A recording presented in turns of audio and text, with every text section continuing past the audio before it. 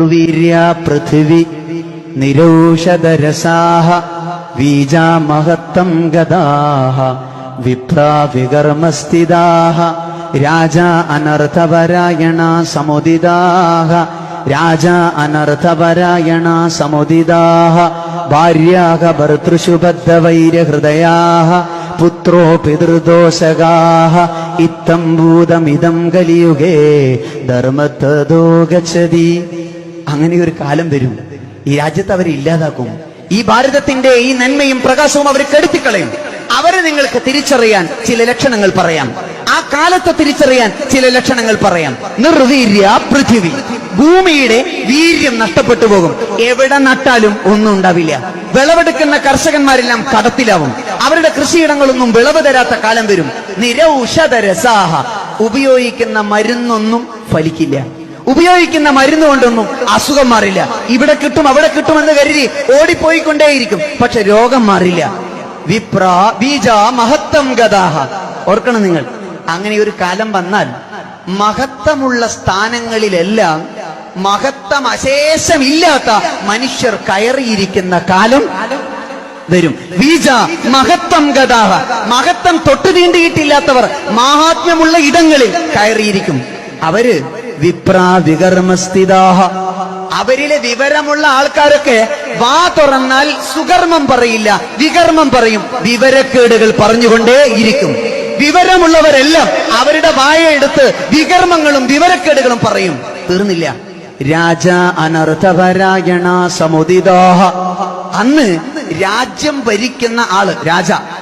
അനർത്ഥപരായണ സമുദിതാഹ, ചെയ്യുന്നതും പറയുന്നതും മുഴുവൻ അനർത്ഥങ്ങൾ മാത്രമായിരിക്കും.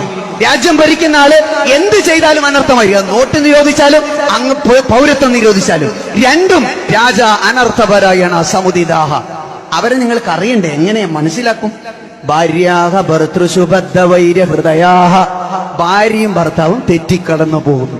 ഭാര്യയും ഭർത്താവും ശത്രുക്കളെ പോലെ അവരൊന്നിച്ച് ജീവിക്കില്ല. പുത്രോ പിതൃദോഷകാഹ, പുത്രനേക്കാൾ വലിയ കള്ളൻ പിതാവ്, പിതാവിനേക്കാൾ വലിയ കള്ളൻ പുത്രൻ. പുത്രോ പിതൃദോഷകാഹ, പുത്രന് ദോഷം പിതാവ്, പിതാവിന് ദോഷം പുത്രൻ.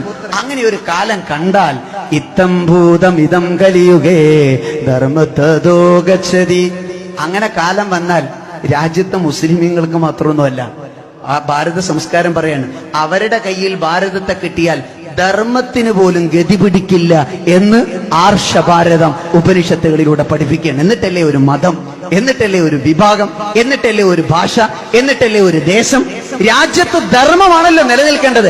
ആ ധർമ്മം പോലും ഗുണം പിടിക്കില്ല അവരുടെ കൈകളിൽ കാര്യമെത്തിയാൽ. അതുകൊണ്ട് ജാഗ്രവത്താകുക. എന്നിട്ട് ഇത് പറഞ്ഞിട്ട് സ്വാമി വിവേകാനന്ദൻ പറഞ്ഞു, ഇതിന് പരിഹാരം ഉണ്ടാക്കണമെങ്കിൽ ഉത്തിഷ്ഠത, ജാഗ്രത, പ്രാപ്യപരാൻ നിബോധിത, മൂന്ന് കാര്യങ്ങൾ. ഉത്തിഷ്ഠത, ഉറങ്ങരുത്, ഉണരുക. ഷാഹീനുകൾ പോലെ കത്തിജ്വലിക്കുന്ന ആവേശത്തോടെ ഉണരുക. ഉത്തിഷ്ഠത, ജാഗ്രത, വിജിലന്റ് ആവുക.